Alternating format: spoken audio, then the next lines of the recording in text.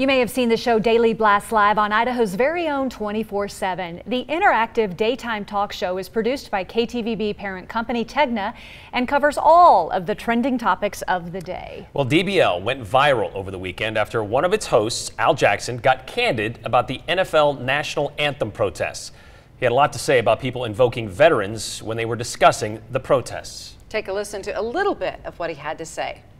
If you want to get into the vet stuff, because that's what they do, they change the narrative. They change the black men being shot by cops, and they want to talk about vets because that's an easy, because everybody likes vets. So let's have a conversation about vets. We don't do anything for our vets. Our vets come back. There is nothing set up. The mental health situation is so lacking that most of them don't even seek mental health.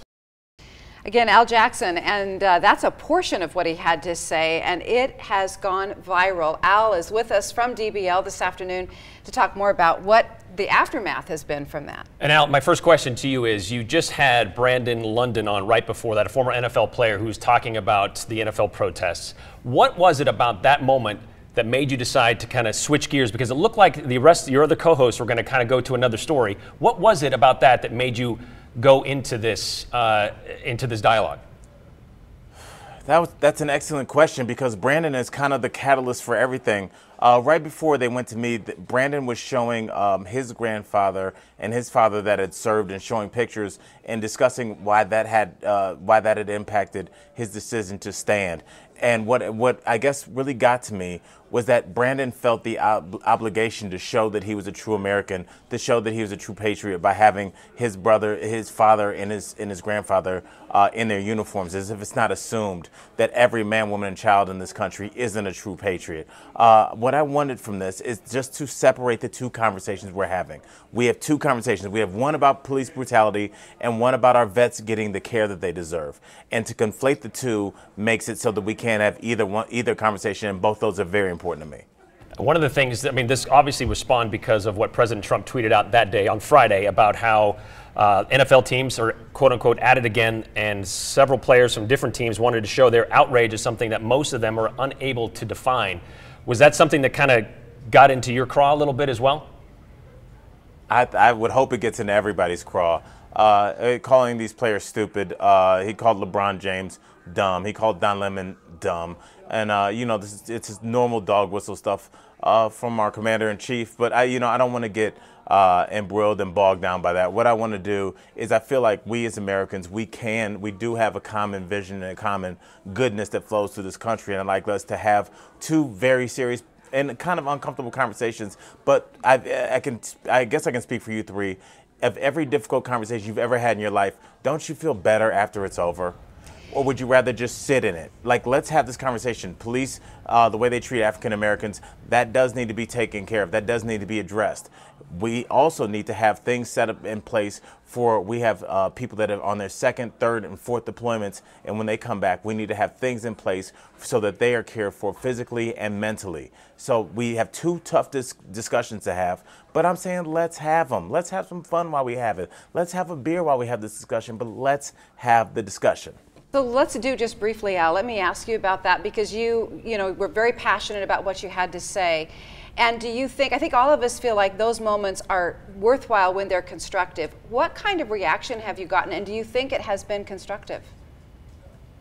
I couldn't have imagined the outpouring of online love that I've gotten from vets. As I was waiting to come on with this show, I just got an email from, she sent me a picture of this mother who has a disabled son that came home from the war, but they were showing me how they were having fun with it, having fun with his bandages, and just like showing this love, even though in a moment of family crisis, they're still having fun and laughing. The outpouring of emotion that I got from vets has quite honestly been a little overwhelming for myself. I'm only one person, and reading some of the stories and some of the things that people are dealing with has been a lot for me to deal with and take on, but I feel honored that they felt close enough to me to reach out. So to any vet, to anybody that wants to contact me, feel free. I'll get back to everybody I possibly can.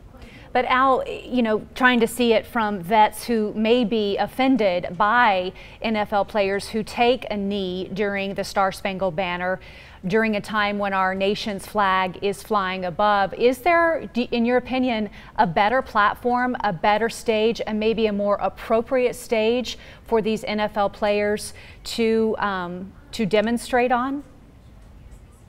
I think that's a slippery slope, and that's something we have to worry about. I mean, you think about civil protest, and the right to protest is a right that every American has.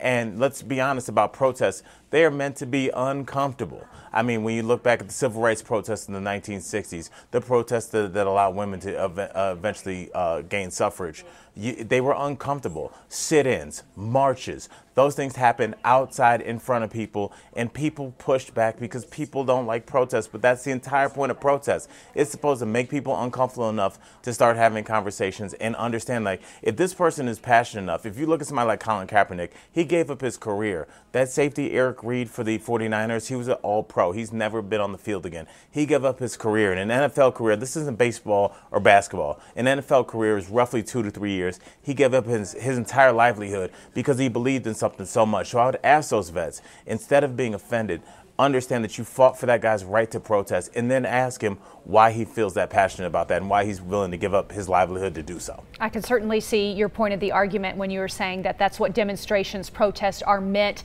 to do, is to make people perhaps a little bit uncomfortable, to get them out of their comfort box, to maybe think about both sides of the issue. And so maybe then, Al, with your conversation on Daily Blast Live, maybe we can continue this conversation across the nation in a civil matter, in a civil way, as you did on your program. And I just want to say, I appreciate what you're saying, and thank you so much. And again, what you keep hitting the nail on the head, the conversation. Let's stop with the name calling. We're all adults, no liberal this, no conservative that. Just like, let's talk. You're a citizen with this concern, I'm a citizen with this concern.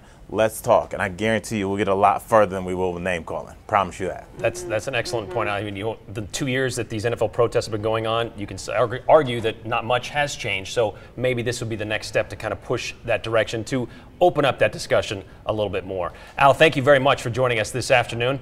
And I know you got a lot of Twitter followers now to kind of attune to, so we'll let you get back to that. But you can catch Daily Blast Live every day on Idaho's very own 24/7, and it is at 2 o'clock. Airs at 2 p.m. every day, so you can tune in and hear what Al has to say about a variety of topics. Well, he's a comedian, which is kind of interesting, because if you watch his entire discourse on this, I mean, very passionate, and you wouldn't know he was a comedian from that, because it came so passionately from him. So thanks, Al. It's great talking to you. I hope I'm not out of line here by saying I hope we post this segment on our Facebook page, KTVB's, because if you want to weigh in, I hope our digital producer's not going, "What are you doing, lady?"